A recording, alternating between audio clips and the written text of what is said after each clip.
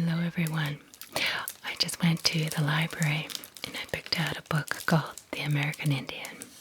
And that is because I had a request from my subscriber for reading and looking at history. And she said it didn't matter what kind of history, so I picked my favorite kind, seeing as how I am from America and Indians have always mystified me, and I thought it was rather a romantic aspect to it. So the book was published in 2002, so I don't know if we had gotten into political correctness or not yet, but I will probably refer to Indians as Native Americans, as I've gotten used to saying it that way. But when I'm reading, I will just read. These are real pine cones that I put on the set. Fake. This is fake. But the reason for this and this setting here is because I spent so many years and learned so much about Native American history while I lived in Montana and Northern California and places that have this setting. And of course there was that movie Dances with Wolves, you know. So you just think of deer and pines and pine cones, and also a piece of leather and hide like Native Americans used to wear a lot for a backdrop. So hopefully that'll set the mood for us as we read about the American Indian. Okay. By Colin E. F. Taylor. The Indian stands free and unconstrained in nature, is her inhabitant and not her guest. Henry David Thoreau. Okay, let's start off with a beautiful picture of, I guess, maybe a rattle or something, I don't know. Okay. This is a beautiful picture of the Native American threading and beading that they did in the later years.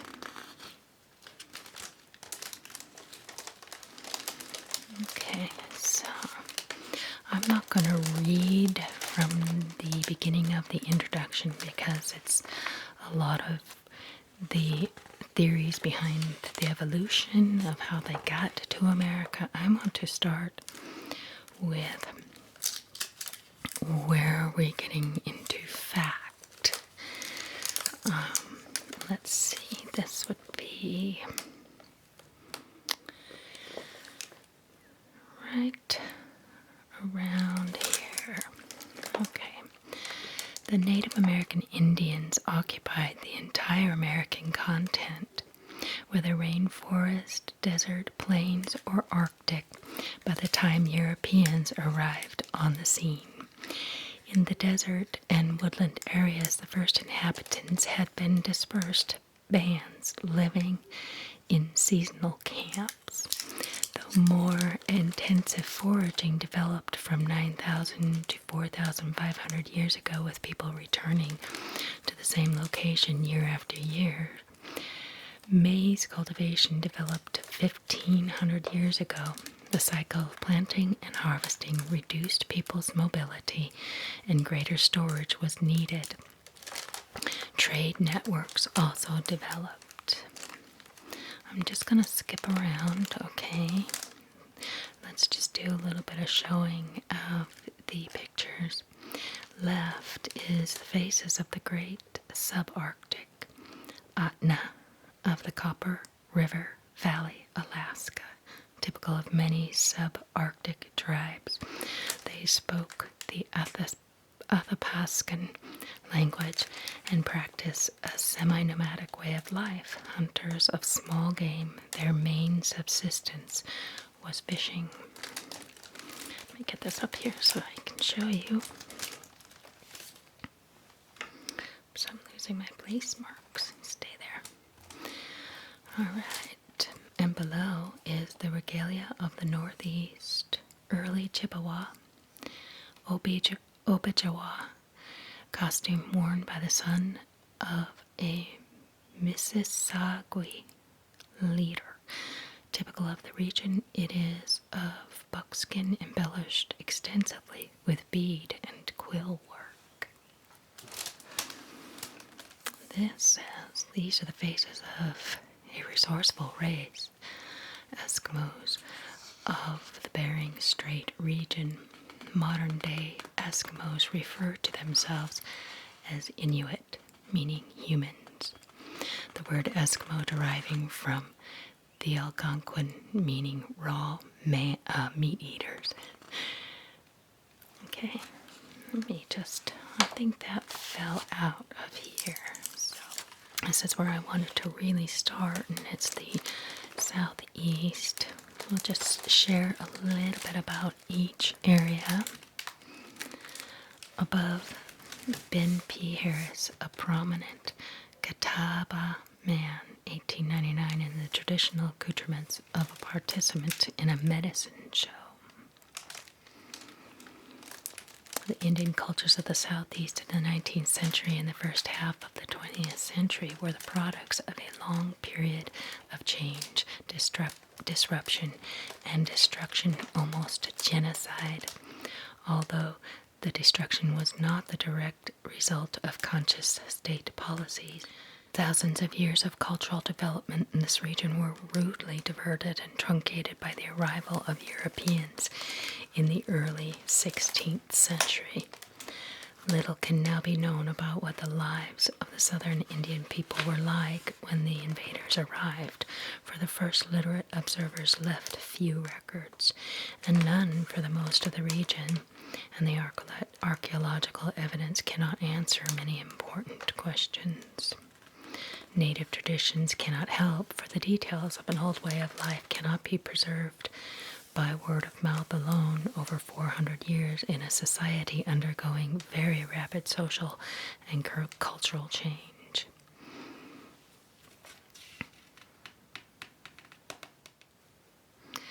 Southeastern Tribes basically is where I live. And within that realm, we have the AIS, ICE, a small tribe on the east coast of South Florida. Alabama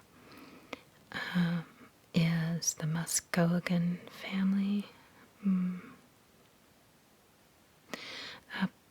Appalachee, speakers of the Muskegon language, missionized by the Spanish. There's so much information. This is such a huge book. I don't know how we're going to get through the whole thing. But we see the Natchez Tribe. I recognize that. Choctaw, Chickasaw, Cherokee, Calusa, Caddo, Catawba,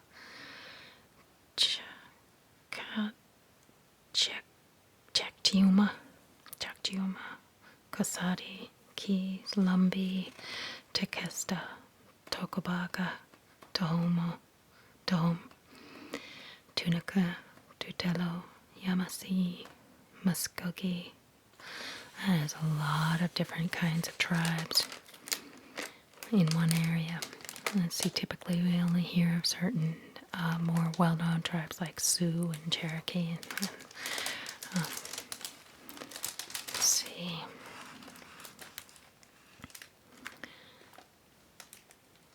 Caddo Camp, probably near the Washita River, Oklahoma, 1869. The Caddo occupied parts of what is now Arkansas and Louisiana. The scene is a traditional Caddo with conical-shaped dwellings thatched with grass or bark. So we see that not all Indians lived in teepees.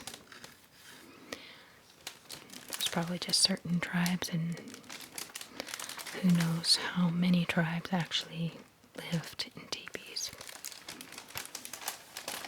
Here's a temporary Choctaw camp on the Mississippi River near Natchez that's just a drawing of how some Indians lived, Native Americans.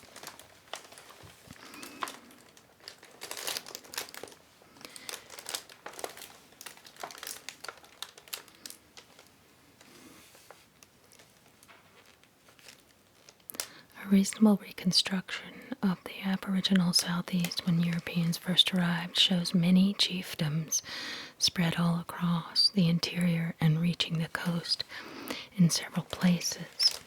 These were complex societies, each with a capital town containing massive earthworks in the form of mounds, supporting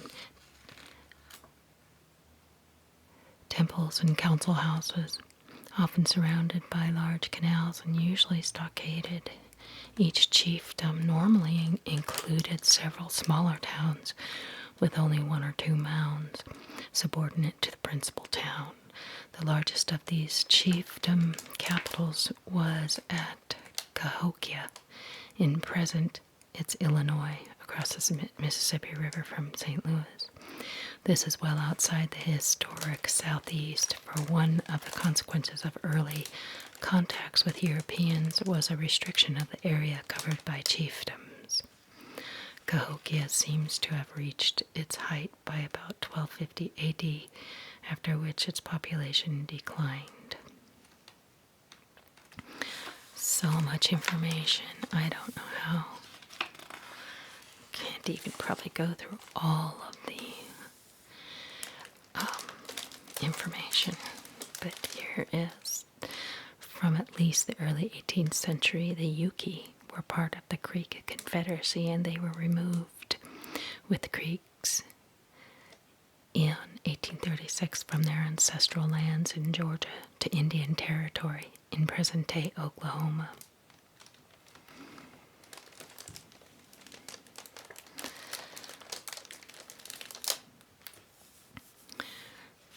I see that by this time they were wearing clothes that were more Americanized, I think, but still some other basic artistic. Okay, that's more of the Southeast. Let's just show you some pictures of some of the Native Americans. Fred's. See, below here on this side is Miccosukee Seminole men, women, and children about 1930 at a cooking fire in the center of their settlement. The radiating logs were gradually pushed in as they burned. I thought that was very fascinating.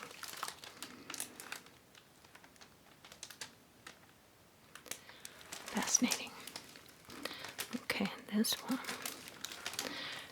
Above is Fred Smith, Seminole, with a typical baby's haircut and small boy's dress with patchwork bands.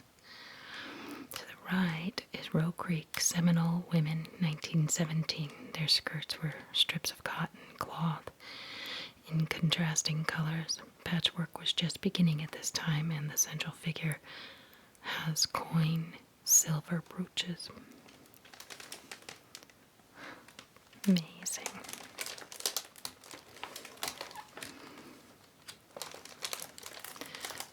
Just show you more pictures of Miccosukee Seminole,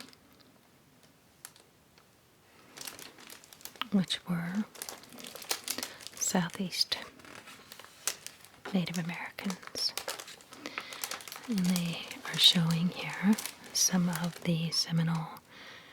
It says, when these things were collected by Alan Skinner among the Miccosukee Seminoles in South Florida in 1910, they were living quite independent lives in the Everglades and Big Cypress Swamp, traveling by dugout canoes to to stores in Miami, Fort Lauderdale, and Fort Myers to exchange alligator hides, feathers, and wages from employment as guides for sport hunters for the cloth, coffee, salt, tobacco, sewing machines, guns, and ammunition, and a few other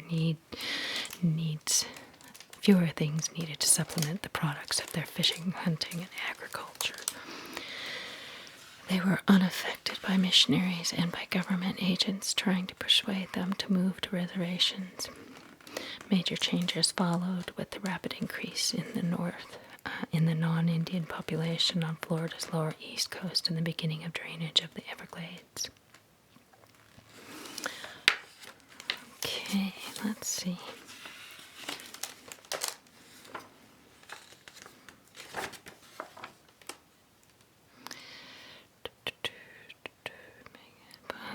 Below is okay, here, below, on this picture, a group of distinguished Cherokees visiting Washington in 1866 to negotiate the treaty with the U.S. that was signed on July 19th. Left to right is John Rowland. That's John Rowland. John Rowland Ridge. Saladin Wati, Richard Fields, Colonel Elias C. Boudinot, and Colonel William P. Adair. Distinguished Cherokees. Several of these faces I would not have guessed as being Native American, but they look very distinguished, as they said. Ooh, look at this.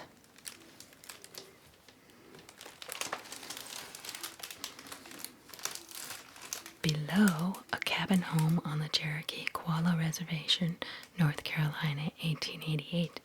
The cabin belonged to a Unini, or swimmer, who stands at the right. He was a key informant to anthropologists James Mooney, being well versed in Cherokee mythology, history, botany, and medicine.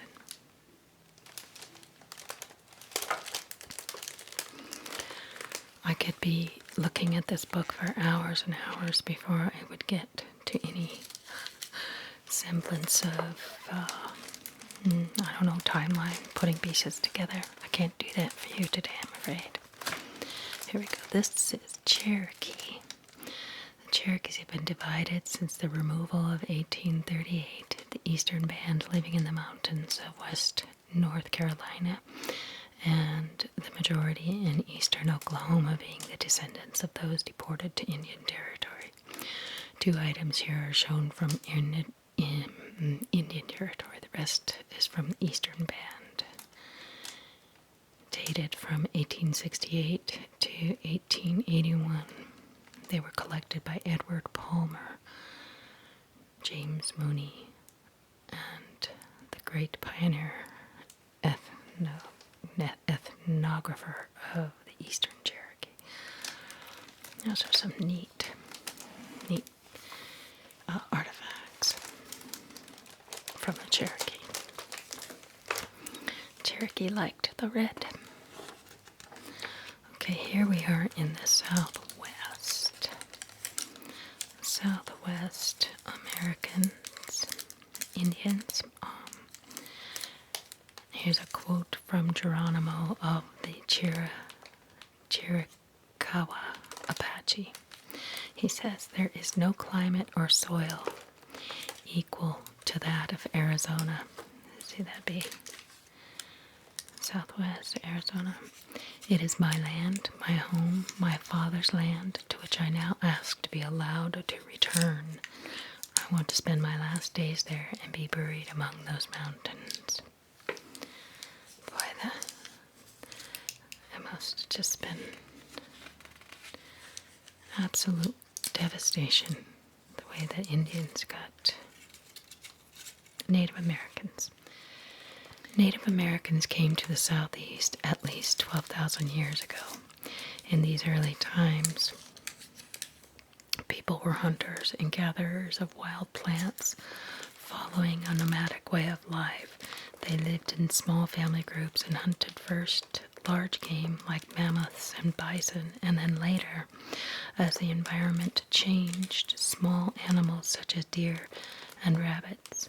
When this transition occurred, it signaled a new adaptation and way of life, and we have given them a new name, the archaic or desert peoples, in recognition of this change. These people, whose culture emerged around 6000 BC, began to experiment with growing food around 2500 to 3000 BC.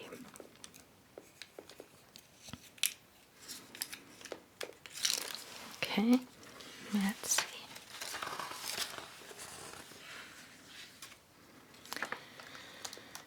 Children playing around open-air beehive ovens.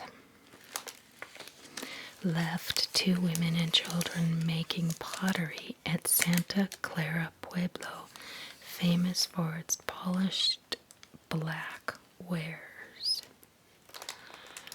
Polished red pottery and red polychrome are also still made in the traditional style. You can see the women making pottery. And here we have a war captain and chief hunter of the Pueblo of Nambe, New Mexico, 1800. He wears a bear claw necklace, a popular horn, and pouch. His blanket of rabbit skin predates the use of woolen blankets.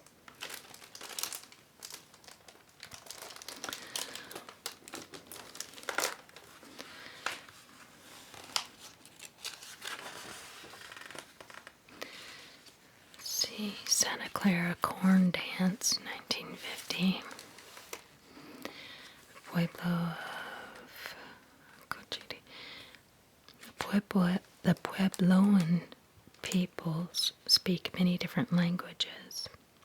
The largest language group is Tanoan, part of Kaiwa, Tanoan language family. Living dispersed among the Tanoan speakers are the Carasans. Along the Rio Grande and its tributaries are the Carasan villages of Cochiti, Santo Domingo, San Felipe, Santa Ana, and Zia.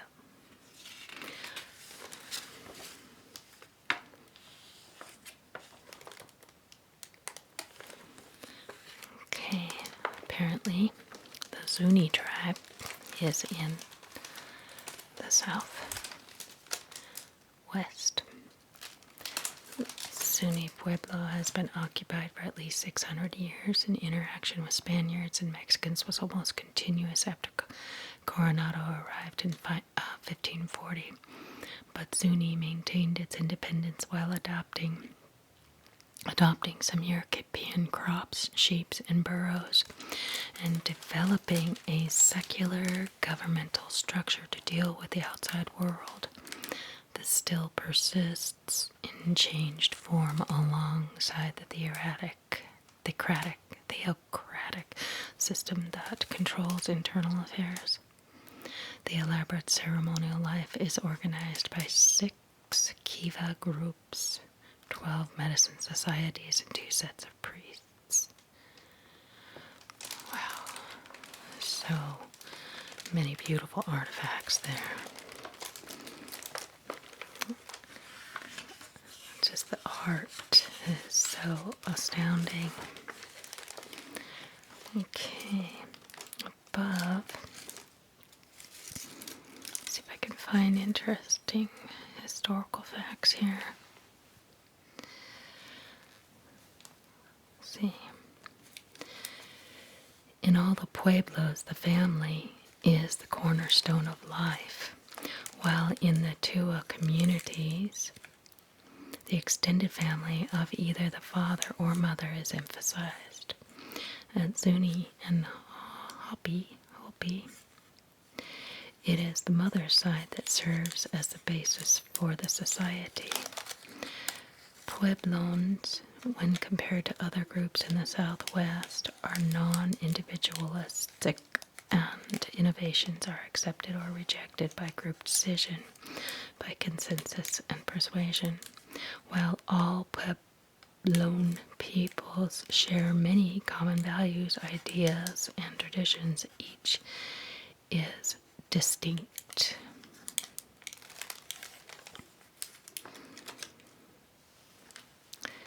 Let's see below the Hopi Natashka or bean planting ceremony.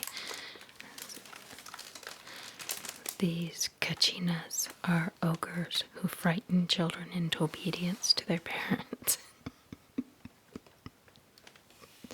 Yes. I need a few of those. Okay.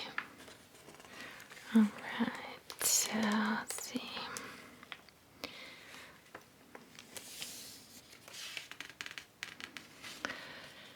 Two unidentified Yuma men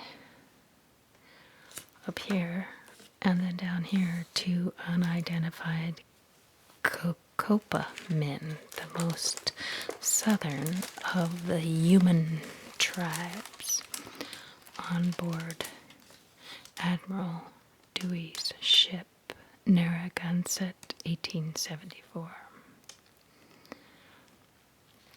Cocopa breech clouts, which is what he's wearing, were longer in the back than in the front.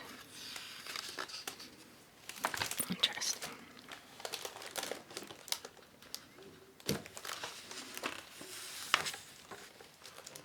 You can see the Tarahumara live in dispersed settlements in southwestern Chihuahua.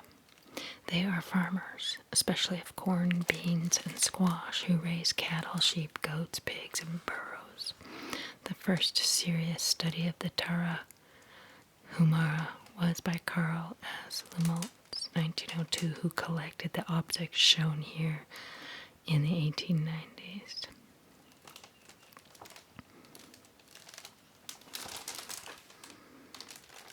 Beautiful, beautiful things.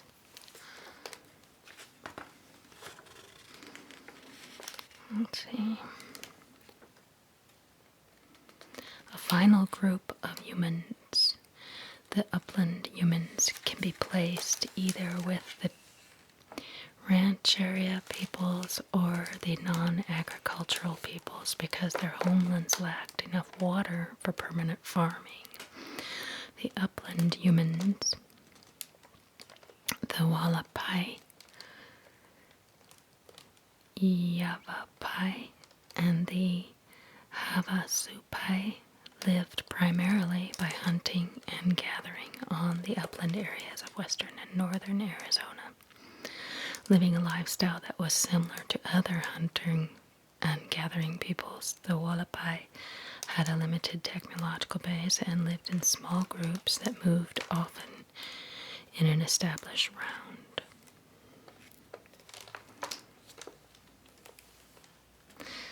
Mojave family, 1851. This is interesting. War leader and shaman. Right here. Colorado River tribes, Sikuisal. Colorado River humans. He was a shaman. Shaman, I guess, is similar to a medicine man in other terminology. Okay, Pima. When the Spaniards arrived in 1694, the Pimas lived in 7 villages on and near the Kaiwa River, maybe, where they used river water to raise corn, beans, squash, cotton, and tobacco, gathered wild foods, especially mesquite, beans, and saguaro, cactus fruit, and hunted deer and rabbits. During the 18th century, the Pima economy was transformed by the addition of wheat to their crops, which, with efficient irrigation, allowed a surplus for export. A golden age of Pima agriculture followed during the first quarter century after American control of South Arizona began in 1853. So, not all Indians, which I knew already, were not just hunter-gatherers. We had some gardeners, people who cultivated the land.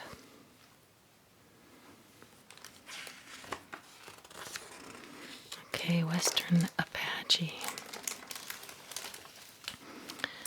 The Western Apaches include 5 independent divisions speaking slightly different varieties of the same language. One of these is the San Carlos Apaches. Each division consisted of 2 to 5 independent bands of some 50 to 700 members each. Each of these in turn included several local groups of 35 to 200 people. These were the basic land holdings and political units.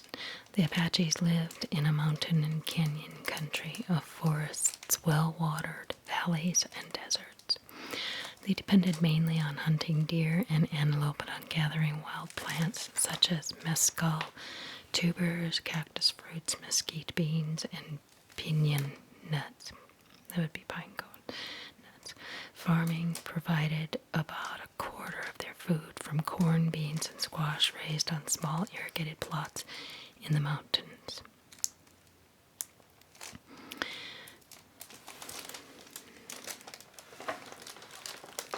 Again, more beautiful artifacts.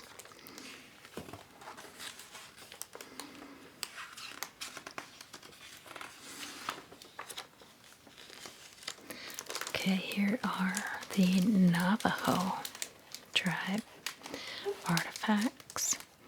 The Navajo are the largest North American Indian tribe in population and in the area of their reservation lands. They are well known for fine rugs and blankets woven by women with wool from their own sheep and silver jewelry made by men. Other well-known features of Navajo culture include the sand paintings associated with curing ceremonies and the distinctive earth-covered domed houses called hogans. By the late 18th century, the Navajo were successful farmers, hunters, and herders who warred against the Spaniards and Mexicans, and later the Anglo-Americans, to protect their lands, property, and families. Peace finally came with the Long Walk when nearly all the Navajo were deported to Fort Sumner in 1864. Very sad.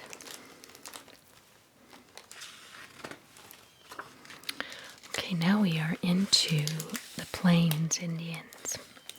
There's a quote at the top of this page from Sitting Bull of the Hunkpapa Sioux. It is strange that the Americans should complain that the Indians kill buffaloes. We kill buffaloes for food and clothing, to keep our lodges warm. Your young men shoot for pleasure. What is this? Is it robbery? You call us savages. What are they? Exactly. Yeah, well, I am not anti-American, but I do know that the way that all was handled was a tragedy. Blackfeet, family and TP 1900 by 1870 canvas rather than buffalo hides was widely used. Canvas, oh I see, so they're saying they used canvas instead of buffalo hide. Designs such as the Maltese cross motif were still painted in the traditional way, even though it was canvas. Okay. The Great Plains form the very heartland of North America. A land of sun, wind, and grass. They stretch north to south more than 2,000 miles from the North Saskatchewan River in Canada, almost to the Rio Grande in Mexico. while their east-west boundaries were approximately those of the Mississippi, Missouri valleys, and the foothills of the Rocky Mountains, in all encompassing an area of some 1 million square miles. During the 18th and 19th centuries, when contact with whites was first made, the Great Plains were largely dominated by Algonquin and Siouan linguistic groups, although others such as Athapascan and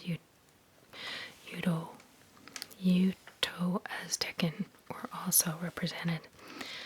The table opposite on page 65 lists the principal tribes on the plains at the time. Oh my gosh.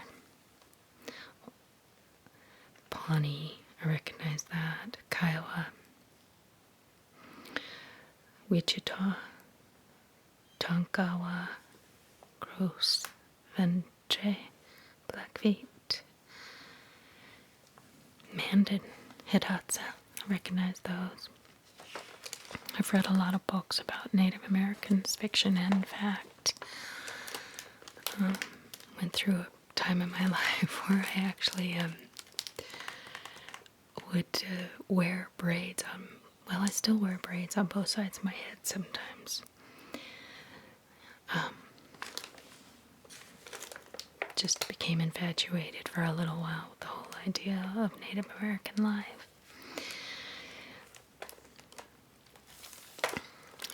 Let's see. Along the whole battle. The war tree.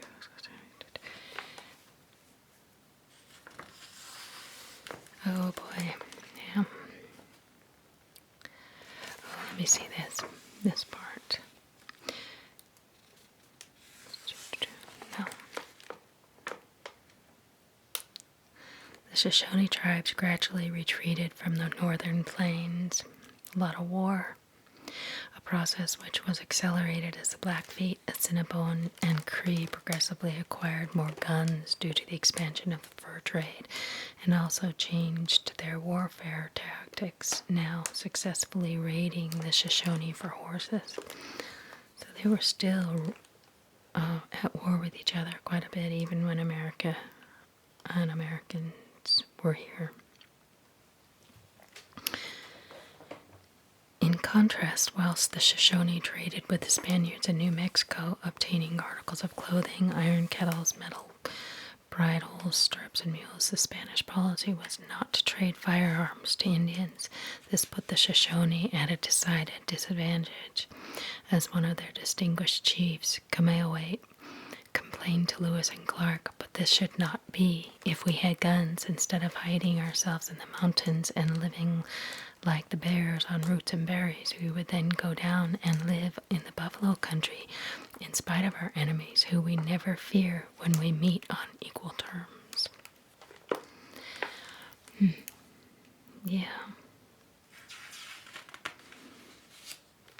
Here is a picture of Gros Ventre, moving camp with the Travis, made by the women entirely of wood and rawhide. The Travis had side poles of stout lodge pole pines, generally some 4 to 5 inches in diameter at base. It looks like such a hardship. Right here, below, this Native American's name is actually Kill Spotted Horse. An Assiniboine warrior, the eagle feather headdress, is of quite an unusual style, the feathers being set well back from the brow so as to lie close to the head. And he's wearing a very traditional animal hide.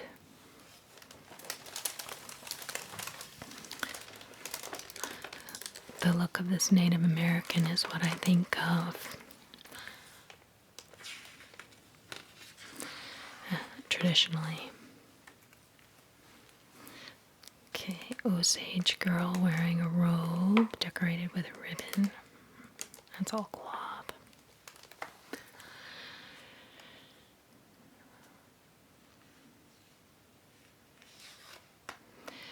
Let's see. Here, a new way of life emerged made up of fragments of the old world view to change function in new contexts, increasingly motivated by the achieving of war honors and acquiring material wealth, to be ostentatiously displayed in warfare and tribal ceremonies. Much of this colorful paraphernalia and ceremonialism undoubtedly originated in ancient times, but owed its survival to a reinterpretation of symbolism in terms of warfare.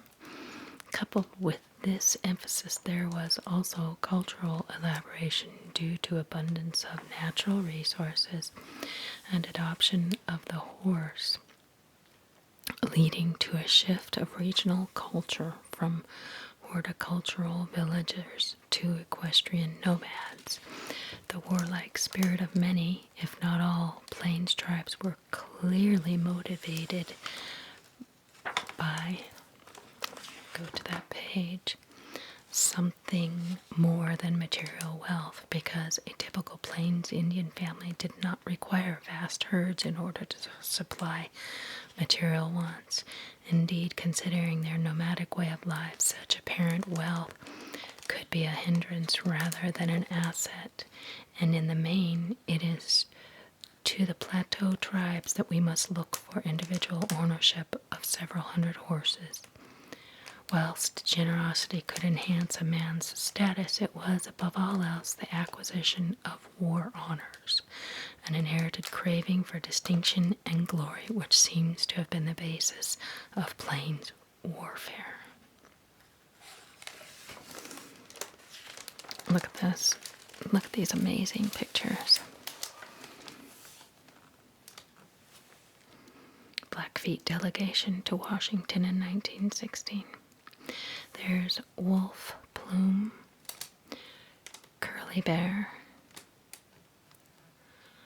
and bird rattler. Wow, just awesome. These men were amazing. Okay, I'm going so slow because I just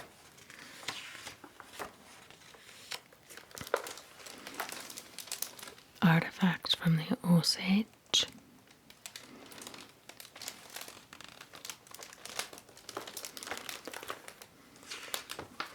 And I'm barely reading anything. Look at this picture. This is great. Quanah Parker, principal chief of the Comanche, shrewd politician, Paiute religion proselytizer, and his wife, Tonasa. 1892, on the front porch of their 5-bedroom house. He was doing quite well. Looks like a very severe, handsome kind of guy. Formidable. A shrewd politician. Kaiwa is the tribe that I was assigned when I was a little girl and went to Indian village camp. And we did a little chant. Kaiwa is the best of all the rest. We had no idea what we were talking about. We were too young, but that was my first introduction into Indian folklore. The Kaiwa, traditionally among the most warlike, oh, wouldn't you know, I was given the most warlike tribe. Lived in the early 18th century around the Black Hills and the upper Yellowstone River, where they were allies of the Crow and enemies of the Cheyenne and Sioux. About 1805, they moved south to present eastern Colorado and western Oklahoma. They made peace permanently with the Comanche about 1790, the Osage in 1834, the Cheyenne and Arapaho about 18 1840, and they were friendly with the Wichita. Their enemies included the Caddo, Kaiwa, Navajo, and Ute tribes, and the frontier settlements in Texas, and the white overland immigrants from the east. Finally making peace with the U.S. government at Fort Sill in 1875, they were assigned to a reservation nearby that they shared with the Comanche. Oh, God, this is just too tragic. I cannot even bear. But they were a warlike tribe with gorgeous, colorful artifacts.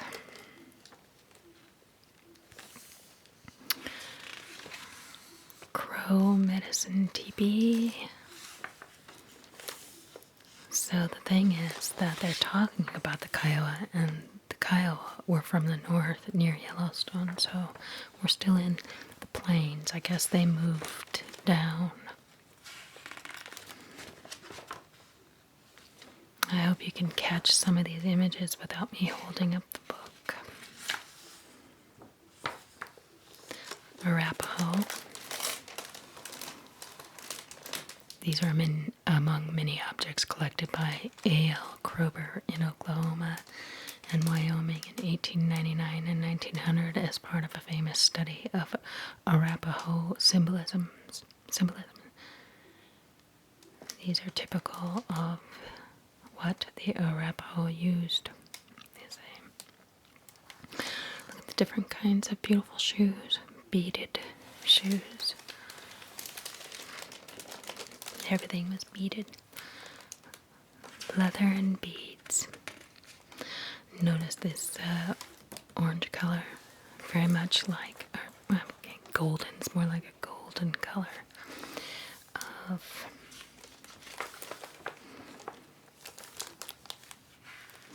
Pawnee war dance.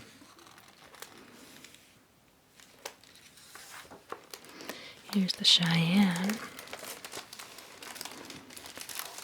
The Cheyenne are speakers of Algonquin language whose ancestors moved about 1700 from the wild rice region of the eastern woodlands to establish agricultural and hunting villages on the North Prairies. About a century later, they moved further west onto the high plains, where they took on the plains way of life, living in migratory villages of teepees, hunting buffalo on horseback, and engaging in raids and warfare, especially against the Crow, Pawnee, Shoshone, and Ute. By the 1851 Treaty of Fort Laramie, the North Cheyenne were separated from the Southern Cheyenne, who joined the Arapaho. Warfare with the U.S. Army and the Colorado militia broke out as Cheyenne country was invaded by white immigrants, buffalo hunters, and gold miners. The Cheyenne joined their Sioux allies to defeat General Custer in 1876.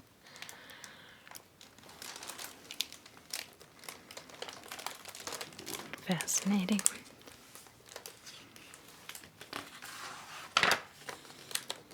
Oh my gosh, you gotta look at these Crow warriors dressed for dance. 1890. Note the large brass bells tied just below the knee, which together with the drum and singers added to the dance rhythm. Umbrellas for use as sunshades were also popular at this period. Umbrellas, huh?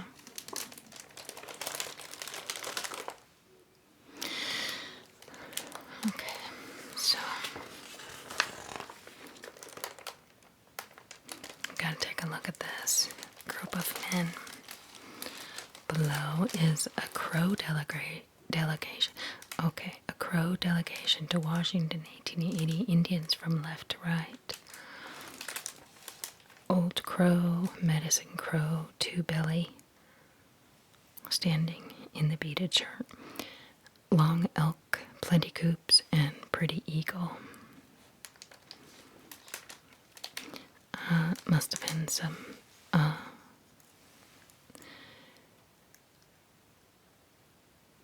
political figures here, I think.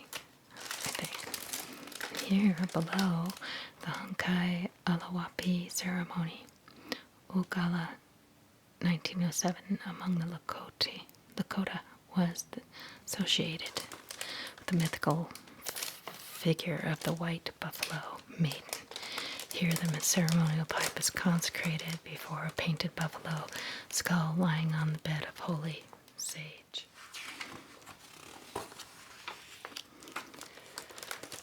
Okay, here we have the crow. These pieces were collected by the anthropologist Robert H. Lowy on the Crow Reservation in Montana between 1910 and 1913. And at that time, the Crow had become farmers whose everyday material culture was largely of non-Indian origin. Although moccasins were commonly worn in the old forms, if not, the materials of clothing often remained. Buffalo hunting and warfare had ceased several decades earlier, but what Lowy called the war psychology remained strong, and much of the ancient ritual was still performed, often involving special dress and implements. The tobacco society was important to the Crow, and was a ritual organization of men and women devoted to planting and harvesting a special sacred tobacco. The deer claw moccasins were worn in a tobacco society dance.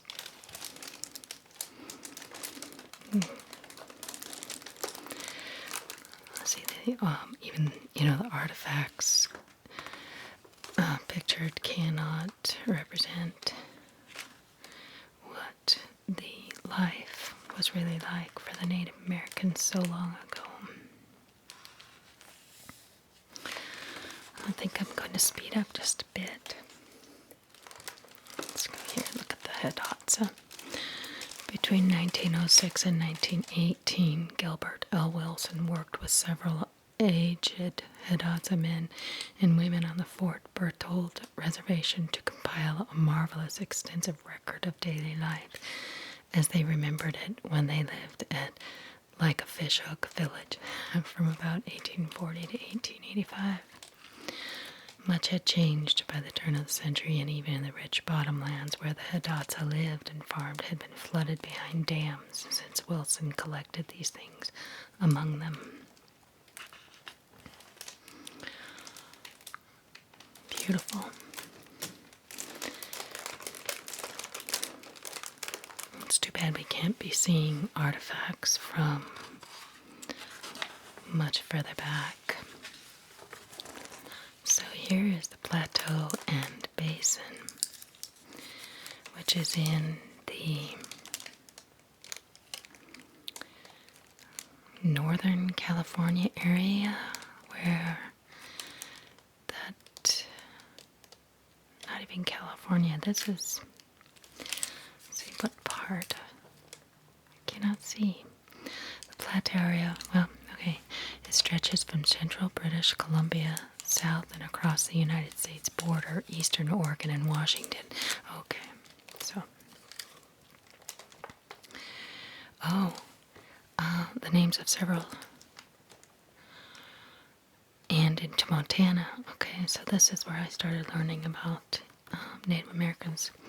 Names of several, Beaverhead and Cascade in the Blue and Bitterroot Mountains. That's where I used to live, is in the Bitterroot Mountains, which skirt the Columbia Plateau, the most dominant geographical feature of the area, and through which runs the great Columbia River, which, together with the Fraser in the north, is the lifeblood of the land and the people.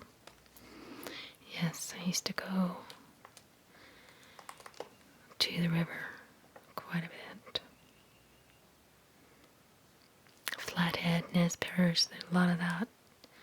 Yakima, Bannock, Shoshone. You hear a lot about that because of Sacagawea. Walla Walla.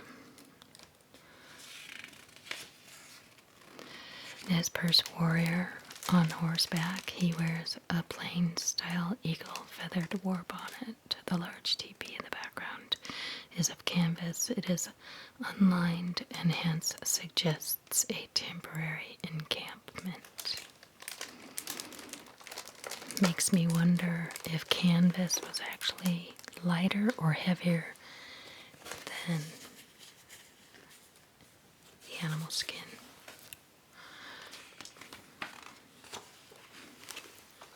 I should point here. You probably can see that better. Okay, so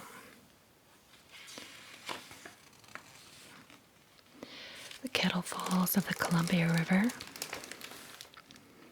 Been there. It's interesting that they call it Plateau and Basin because, let's see, it was Meriwether Lewis in 1806 who first made a definite reference to what was almost certainly the forebear of the Appaloosa,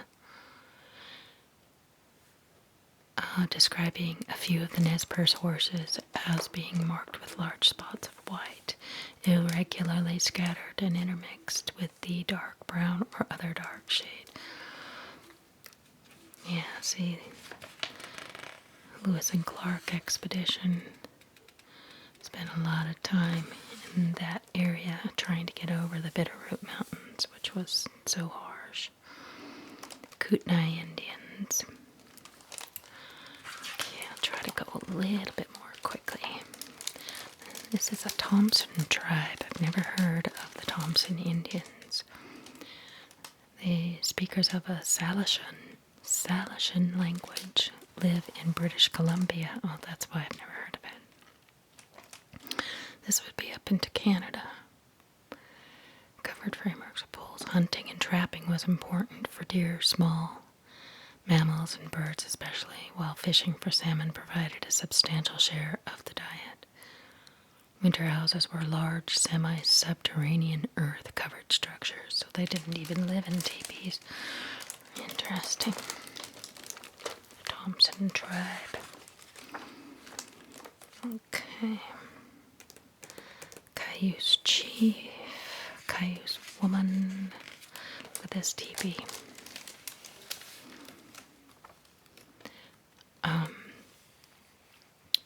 Cayuse. No, see below. Edna Cash, Cayuse Woman outside a rush mat covered teepee. These rush mats. The fine costume. She's dressed up. Interesting that they covered it with rush mats. That's fascinating. It just kind of dispels some of our myths and ideas of how Native Americans would live. Group of Umatilla. Okay, let's speed up here. There's just no way I'm going to get through this book. Ooh, nice. Nespers. Corn husk bags are a well-known specialty of the Nespers. These are flat, flexible wallets made by twining without any loom or frame. The foundation warps and wefts are cords of Indian hemp based or less good elderberry, willow, or other bark, twisted by rubbing across the thigh. The decoration is applied by false embroidery. As part of the weaving process, a strand is wrapped around the weft each time it passes in front of the warp. Wow. Gorgeous, just gorgeous. I love it. See that golden color is so much like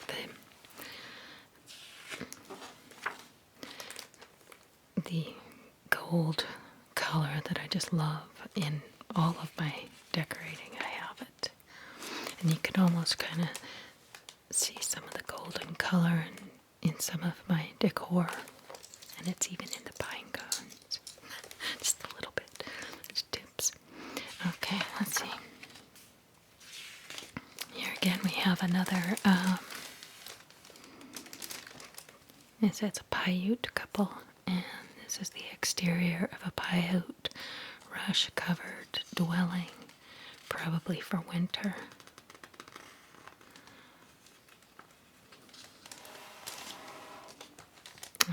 Interior of a Shoshone lodge.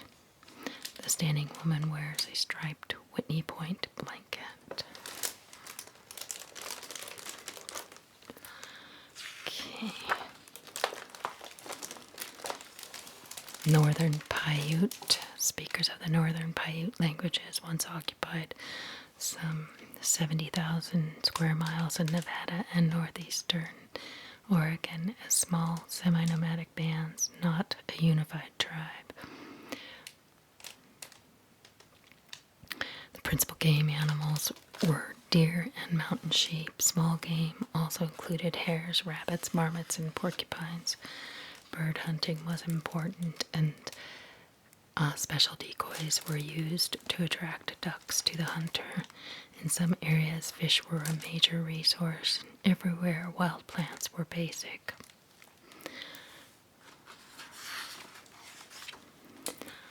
Okay. Oops, I'm losing my place pieces. Just look at these quickly. Okay, my place was California.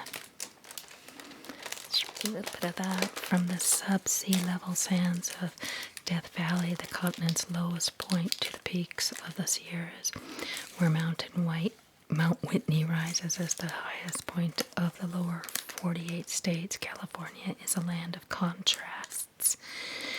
Its nearly 1,200 miles of coastline makes such a dramatic swing that Eureka to the north is the nation's most westward city outside of Alaska and Hawaii, yet San Diego at the southern end of the state is farther east than Reno, Nevada, which is the face of the present-day California.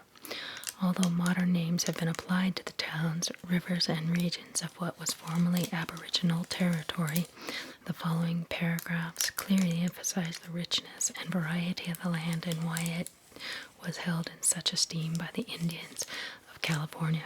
I mean, obviously, because California is held in high esteem by all Americans as well, because of the amazing climate and the crazy varying differences between terrain. And I mean, you can go from the coast, and as soon as you go east, you have the high Sierras along this way, and just every kind of terrain that you want. Desert, ocean, mountains, just everything. And I miss it. But I don't miss California's politics. Okay, Hoopa. The Hoopa lived along the Trinity River in northwest California, where they subsisted mainly on salmon and acorns, and the men were wood workers and the women expert basket weavers. They shared the neighboring Yurok and Carrock, the annual white deerskin and lumping dances, world renewal and wealth display ceremonies, each lasting 10 days, and the brush dance to cure sick children. Hoopa doctors were nearly all women. Pretty. Okay, what else do we have here? This is a Carrock basket maker. Hoopa participants in the lumping, jumping, maybe they said jumping dance.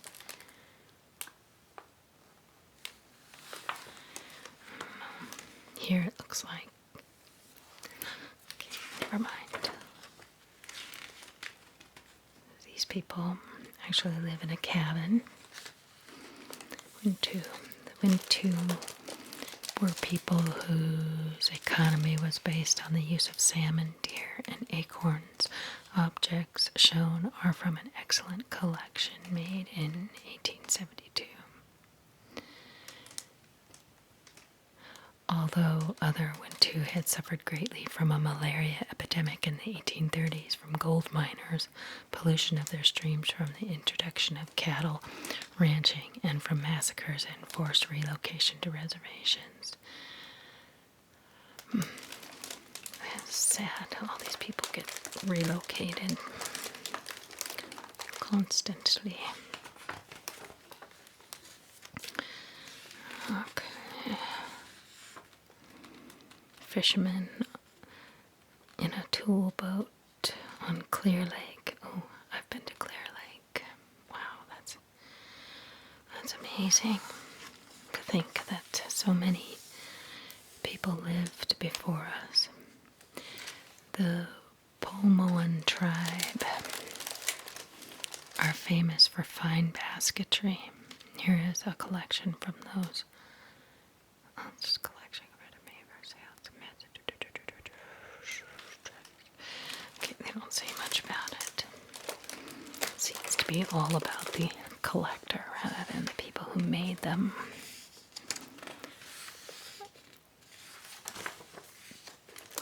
Here's Maidu. These objects are a sample from a large early collection of traditional Maidu artifacts. This collection, we don't want to know all about the collector. I want to know about the tribe. Oh, that looks like a cat. Cat skin.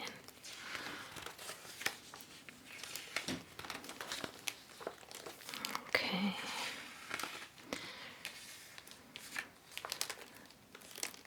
The Chumash far outnumbered the Salinan and ranged over a larger area. They nonetheless succumbed to the mission process, which at first they willingly accepted.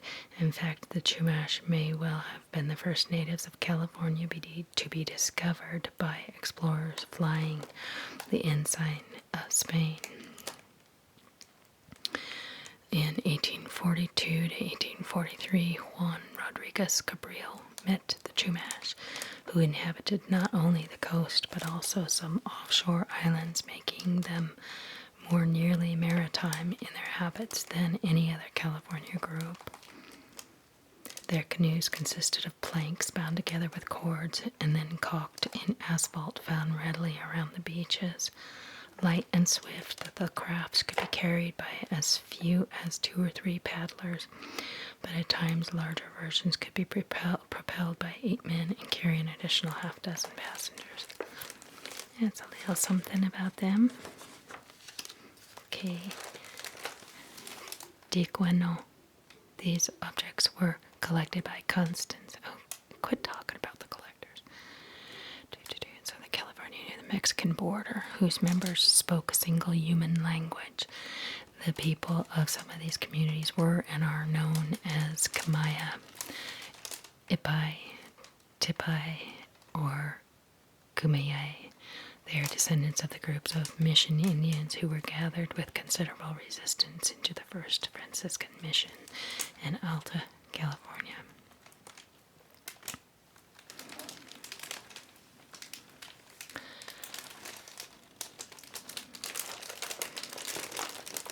Okay, beautiful things. The Northwest Coast. The white settlers and their government appropriated lands that belonged to Indians and restricted access to these lands. The first governor recognized native title to land, but his successors denied Indians ever had title. That would be up near places like, British Columbia. Northwest Coast peoples enjoyed a relatively favorable natural environment compared to most other places in North America. While the entire region can get harsh winds and rain, only the portion in the north regularly gets freezing winters and heavy snowfalls. That would make that a very difficult life for them up there. In all parts of the coast, ties between different kinship groups were politically and economically essential, and these ties were solidified through trade, and often, as in Europe, marriages helped promote political and economic relationships between different kinship groups of different villages. Interesting. Alright, here's one of the tribe's artifacts from the northwest. The Tlingit are a nationality. The Tlingit.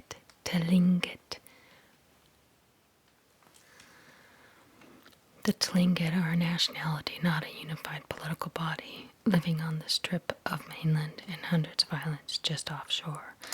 Along the panhandle of southeastern Alaska, there are three main groups of Talinga tribes, or local communities, each consisting of nearby villages occupied by several matrilineal clans. Clans had territorial rights, and each one owned several crests, which leading members displayed on totem poles in the front of lineage-owned houses. Social ranks and the right to display crests were validated in potlatches, where property was distributed by the host to guests. Dance and feast regalia included the famous chilkat blankets and button blankets with designs outlined in imported mother-of-pearl buttons. That's quite a lot of detail, but I guess the Talinga tribe had rank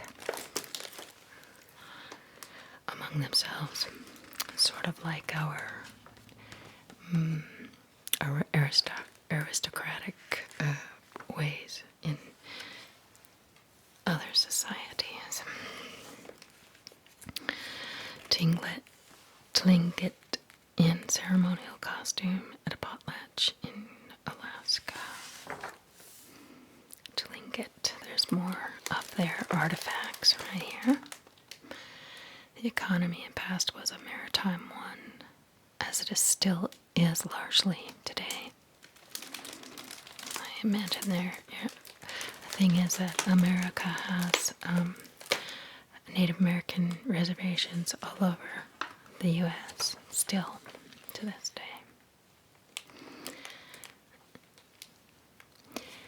Oh, here's the example of a totem pole, which you can probably see here.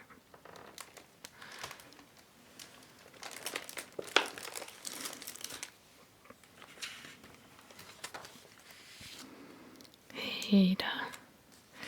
Let's pass that one. Haida. I think I just want to try to get moved on quick till. Let's see what other. The Maka had lived in large plank houses in 5 semi-autonomous permanent villages on the top of the Olympic Peninsula.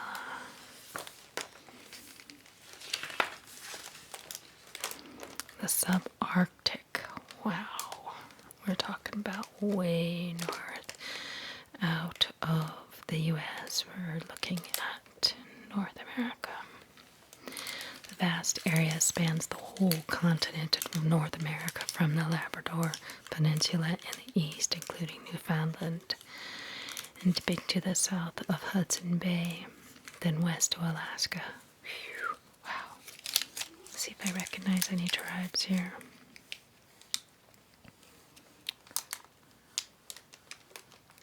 I don't recognize any of these tribal names.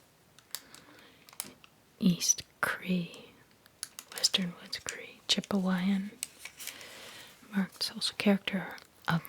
A marked social characteristic of the subarctic people was the great emphasis placed on personal autonomy, and this gave rise to largely non-aggressive behavior in interpersonal relationships, thus avoiding domination and respecting others' freedom of action. Parents extended such behavior behavior toward children, which led to the development of independent personalities with a high degree of self-reliance and personal initiative, traits so essential for maintaining harmonious life in the small extended family bands. However, a built-in symbolic waning that the independence must not be carried too far was another subarctic trait. Its message was conveyed in tribal mythology, which warned of the dangers of extreme isolation from communal life and referred to lone forest prowlers such as the Cree and Salto Wendigo cannibal and the Goochins bushman.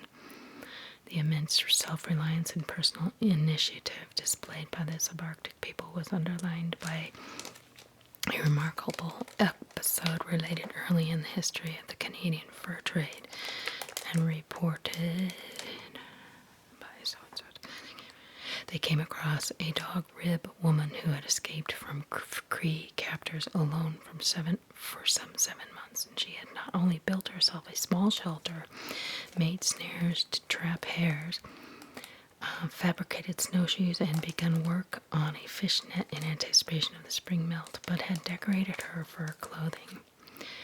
Hearn, obviously greatly impressed by this resourceful, brave woman, reported, "It is scarcely possible to conceive that a person in her forlorn situation could be so composed.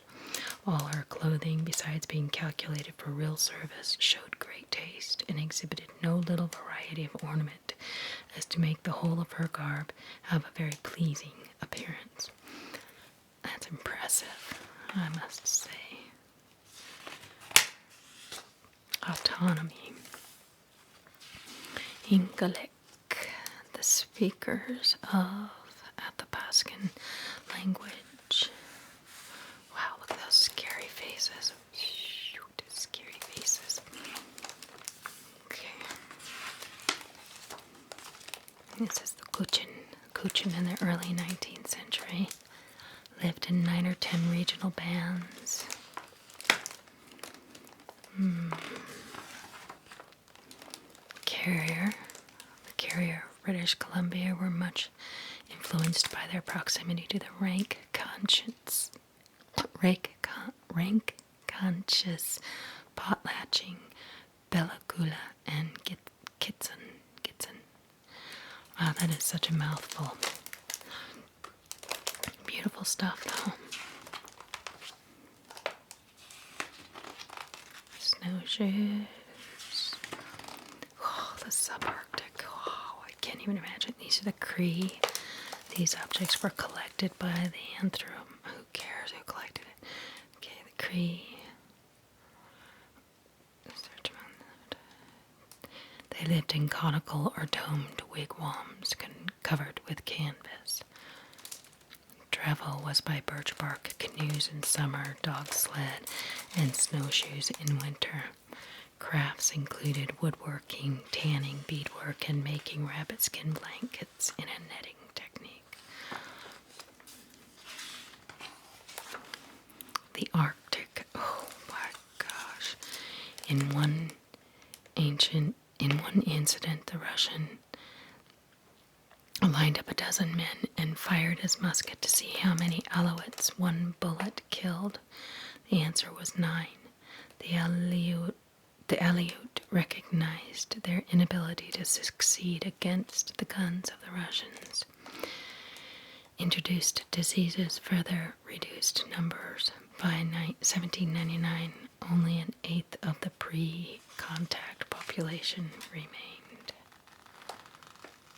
Wow, that's way north. Whew, gosh.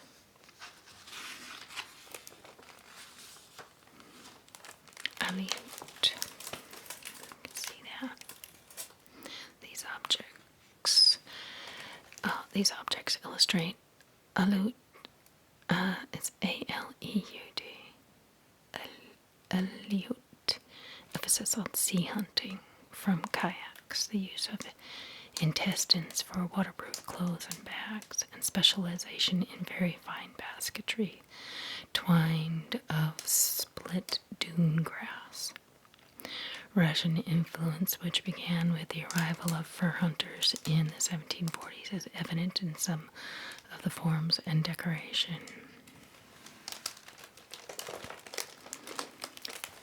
Okay.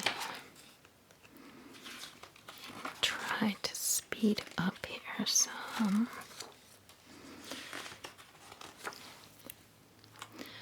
For my window of opportunity is drawing to a close here as my family is coming home soon. Okay, here we go. There's some amazing looking kayaks. And look at this guy. Inuit man using a bow drill making an ivory cribbage board. Cribbage. Okay, I'm getting to... There's more Inuit artifacts. Look at this gal here. See if you can see that.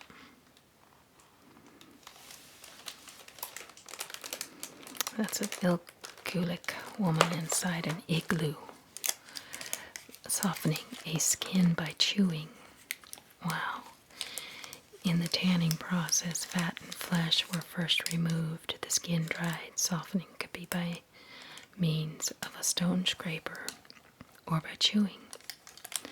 Wow, that is just astounding and awesome. I've got to show you this igloo. I didn't see it here before. They really lived in snow houses. I don't even know how that's possible.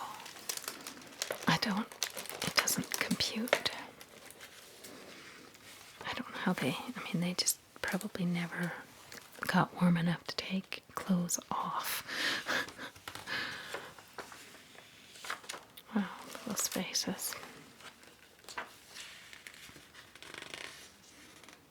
They all have men from the Ice Cape. Note the use of labrettes, ornaments of bone and ivory worn in holes pierced through their lips. Men's lips were pierced at puberty. It seems like it would cause them to have to keep their mouths open. I don't know. They all do have their mouths open. Okay, this is the northeast. Northeast is around Maine, I think. One observer was moved by the beauty of the northern woodlands, familiar with its changing seasons, the material, abundance, and inspiration, giving the poetry and spiritual essence of Chippewa culture. I'm familiar with that tribe. Kickapoo, Huron, Petun, Seneca, Mohawk, let's see.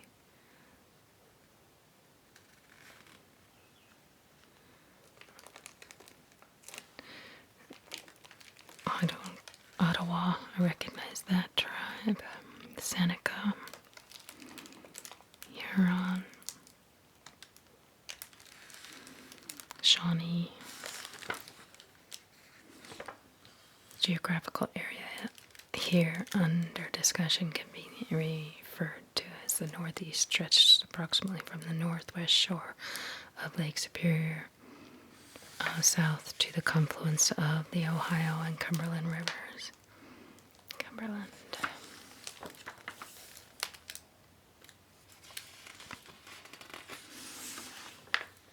The Micmacs live in many settlements within the 7 traditional districts of Nova Scotia and New Brunswick that they occupied in the 16th century and before.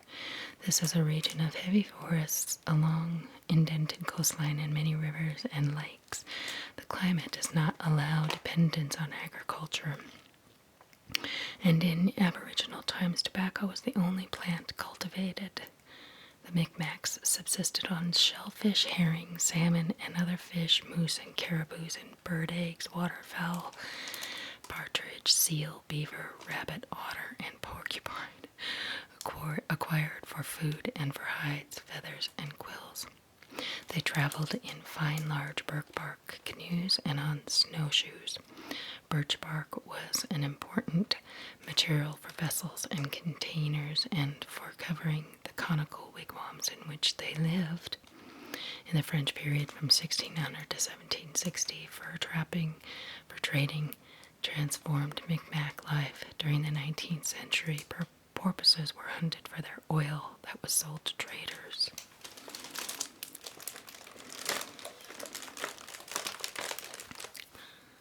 Okay, let's see. Wow, look at that guy.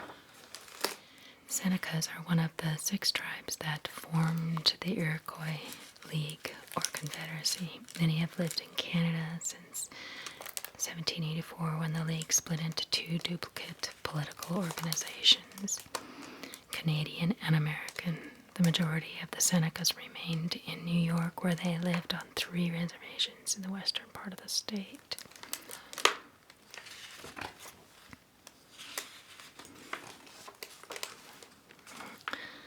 I hope you can see some of these photographs, even without me holding up the book. Whilst the size of the canoe varied depending on its use, the typical model was just under 16 feet. Chippewa. The Chippewa in the U.S., Wisconsin, Minnesota, Michigan, and South Ontario, and the Ojibwa in Western Ontario and Saskatchewan all spoke the Ojibwa language. Many still do. In 1900, they were mainly forest dwellers, dependent on fishing, hunting, and wild foods. The main religious ceremony was the medicine dance of the Maid Society. Those really gorgeous artifacts.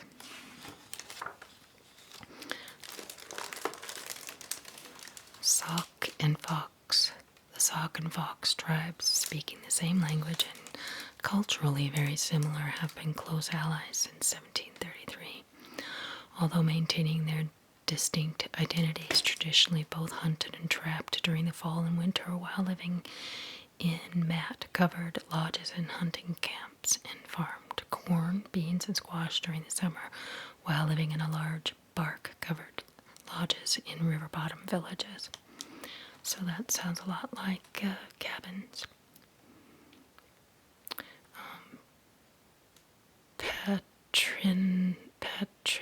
Patrilineal clans owned their own personal names and had various ritual functions within each of the 2 tribes.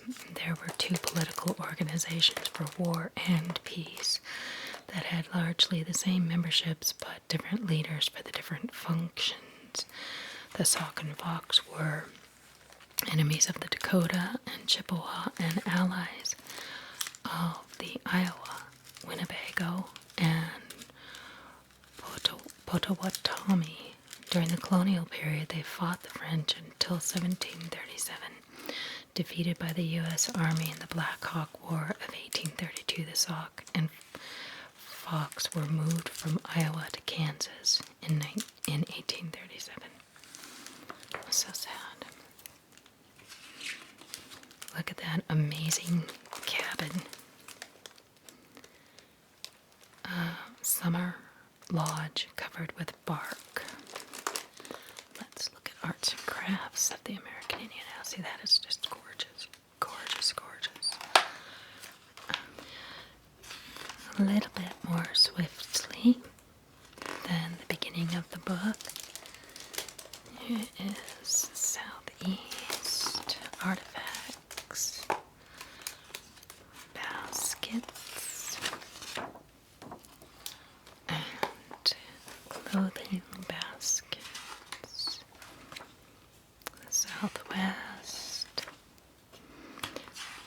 I'm going to have to go through this book a little bit more thoroughly on my own, because this is fascinating stuff. Fascinating stuff. The plains.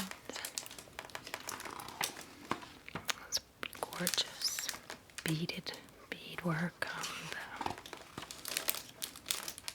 Wow, look at that dress. That is just awesome.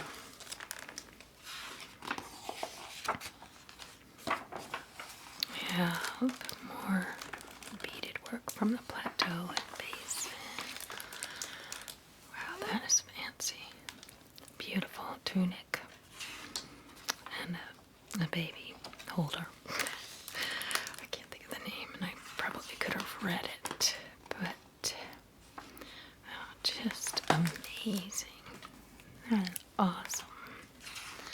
That bowl is incredible. California.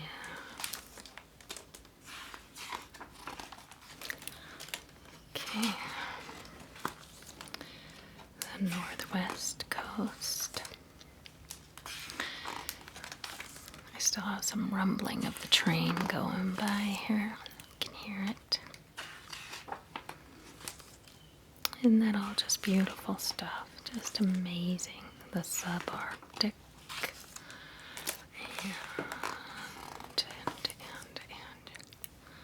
And just gorgeous, gorgeous stuff. The Arctic. Oh, look at that. That's just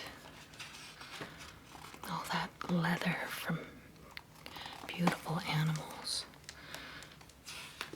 Ivory. Look at that scary thing.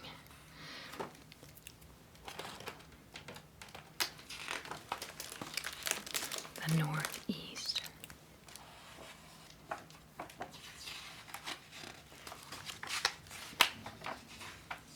Northeast. Okay. Gorgeous, gorgeous dress. A little worse for the wear.